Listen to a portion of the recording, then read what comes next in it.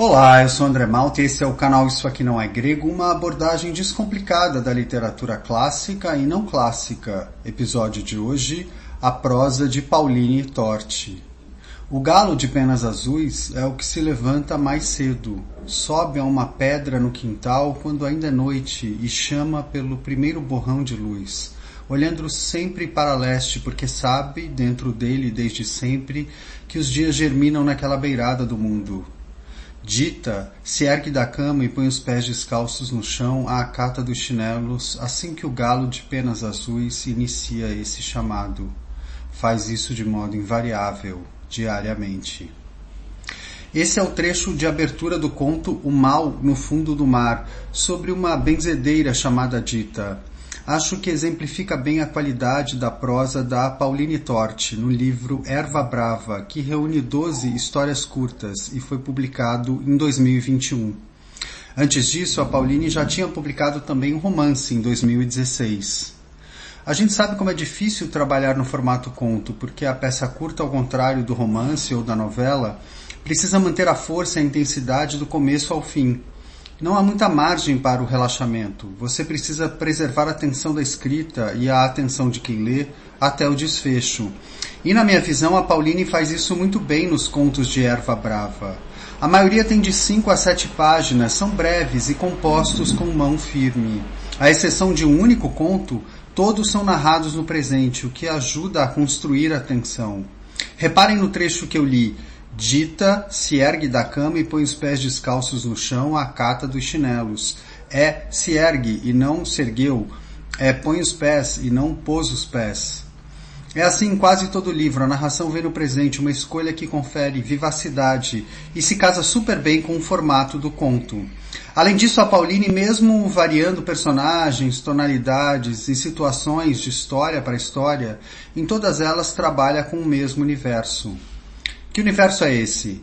Desde o primeiro conto ouvimos falar dessa cidadezinha no estado de Goiás, Buriti Pequeno, com seu rio Amanaçu e o Morro da Baleia. Não é uma cidade real, embora pareça, mas tem tudo a ver com o universo que a Pauline quer explorar nos contos. Buriti, para mim, remete ao sertão de Guimarães Rosa, onde essa palmeira é um marco na paisagem. E Pequeno remete à simplicidade dos personagens, aos seus pequenos e às vezes nada pequenos dramas. Remete também à própria extensão do conto, à falta de ostentação. Buriti Pequeno. É esse lugar imaginário com sua área urbana e zona rural que é palco de histórias muito reais, como a que abre o livro, Ternura e Craque. Nela somos apresentados a um grupo de viciados, chamados simplesmente de espectros. Ouçam este trecho. Casais de namorados, pais e mães, beatas de terço, crentes... Toda sorte de simples depravados olham para eles e sentem arrepios. Temem pelos próprios filhos, não sabem o que fazer. Isso é coisa que nunca imaginaram em Buriti Pequeno. De longe não os reconhecem, mas sabem quem são, porque são sempre os mesmos. E os espectros olham para a margem iluminada pelos postes, para a calçada muito reta onde as pessoas desfilam em trajes de domingo, sentindo que existe nessa distância algo de invencível. Parece que veem os citadinos pela televisão, personagens de uma novela antiga. E aos citadinos, eles parecem saídos de um filme de terror, repulsivos, cadavéricos, cobertos de chagas. A gente avança na leitura dos contos e se depara com o casal humilde no qual a mulher, supersticiosa, é obrigada a seguir o marido sem tino, com o velho que tem de ensinar um aprendiz desinteressado a tocar o sino da igreja, com o plantador de abóboras que tem de conviver com turistas que não compreende, com o lavrador que descobre que a esposa matou seu ex-marido, com 2 jovens que usam uma moto para ir namorar numa gruta, com a benzedeira que eu citei no início. As aberturas em geral são muito bem feitas, uma qualidade rara em qualquer formato. Vejam esta do conto Carne de Paca, sobre o plantador de abóboras. A terra do Joaquim Baiano fica perto da cabeceira do rio e dá cada abóbora que ninguém acredita. Quando chega a feira com a caminhonete carregada, o barulho desgraçado do carro sem surdina é pelas abóboras que o povo procura. Nem todos querem comprar, são grandes demais, mas gostam de ver, de medir com a palma da mão as curvas alaranjadas, de ouvir o som que fazem quando alguém bate na casca com os dedos, toque, toque, toque, toque. Ninguém entende porque na terra do Joaquim Baiano as abóboras são tão grandes. Desconfiam que façam alguma coisa em segredo, embora não se saiba que coisa é essa. Junto com esse olhar, sempre da perspectiva da gente simples, interiorana, vem a presença marcante da religiosidade e do misticismo, e ainda o dado social, como no primeiro conto, sobre os usuários de crack. Ou na história da mãe que, por causa da pobreza, é afastada da filha, que vai viver num regime de semi-escravidão e tem um fim trágico. Ou na história da parteira expert no uso de ervas, que faz também abortos. Ou no conto que narra uma enchente na cidade e no qual a Pauline joga com o caráter ficcional de Buriti Pequeno. Todas são histórias muito bem contadas.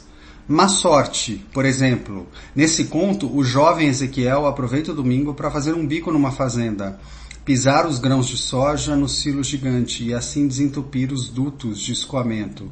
Só que Ezequiel acaba tragado pela montanha e se vê lutando pela própria vida. A história de ação ganha força não só porque vem narrada no tempo presente, mas também porque emprega a rara segunda pessoa. Vejam este trecho. Você só não sabe quanto tempo se passou, sua cabeça está mole e já não raciocina direito. São muitas as pessoas que se reúnem dentro do silo neste instante, embora você mal as reconheça. Vê as cordas amarelas e pretas com as quais tentam ajudá-lo, uma pá, uma tábua, objetos que não surtem efeito. A alguns passos da sua cabeça, uma onda de grãos com 10 metros de altura se ergue recostada à parede do silo. Parece uma fotografia a onda. Se deslizar, talvez todos que ali tentam socorrê-lo também morram, e isso faz com que você aperte os olhos, mas é impossível chorar. Os pulmões espremidos pela soja não permitem. Então você chora por dentro, um choro implosivo que se desfaz em secreções prontamente engolidas, como num afogamento. É para mim uma das joias do livro. Outra é a história mais extensa de Erva Brava, a única narrada no passado. Chama-se A Mulher do Pombo e fala de Bragança, a esposa do prefeito que quer civilizar Buriti Pequeno, fazendo com que a cidade tenha também seus pombos. O tom é mais cômico aqui. Reparem como o conto se abre já incorporando o discurso direto ao fluxo narrativo em terceira pessoa, algo que a Pauline maneja muito bem. Uns pombinhos na praça do Coreto fariam bem à cidade. Primeiro falou assim, desinteressada, meio distraída, à mesa do jantar, entre roer uma e outra ponta da coxa do frango.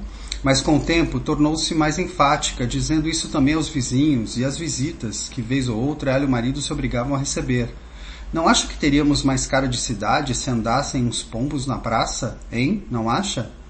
Passados alguns anos, Bragança se tornou tão insistente nesse assunto que virou persona não grata, desagradável e até um pouco agressiva, chegando a chamar de piranha a mulher de um vereador que disse que tinha nojo de pombos e que se algum aparecesse no telhado da casa dela, meteria chumbo. A obsessão de Bragança nos cativa e toda a cena da, entre aspas, grande inauguração é desenvolvida com maestria. O final é em chave menor, anticlimático. A Pauline até reserva algumas surpresas no decorrer dos contos, mas dá para dizer que não busca um clímax final para as histórias. Acho que o movimento que ela faz é mais de quebra de expectativas, a Chekhov, e ao longo da leitura nos acostumamos a isso. Pode até ter uma ou outra coisa inesperada, como eu disse, mas não grandes reviravoltas. Eu falei no começo que a Pauline preserva a atenção da escrita e a atenção de quem lê até o desfecho. Mas se eu tivesse que apontar algo que me incomodou um pouco nos contos, apontaria certos finais. Tendem a ser abertos, o que não é um problema em si, mas senti certa frustração, como se as narrativas em geral não acabassem na hora certa ou de um jeito satisfatório. É um problema menor e, em certo sentido, desculpável. É difícil saber como e onde pôr o ponto final numa narrativa, um desafio no qual mestres do conto como Machado de Assis e Lígia Fagundes Telles costumavam se sair bem. A despeito disso, acredito que a Pauline pode ser colocada entre as figuras de destaque da nossa ficção atual. Erva Brava é aquele tipo de livro que, depois que a gente fecha, continua reverberando.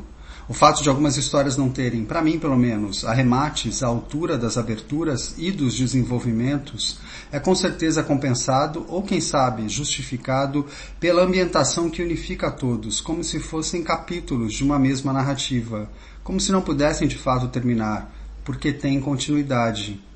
Ao se aventurar com Erva Brava num gênero traiçoeiro, a Pauline traz um resultado muito acima da média. Eu fico por aqui, obrigado por ouvir e até a próxima.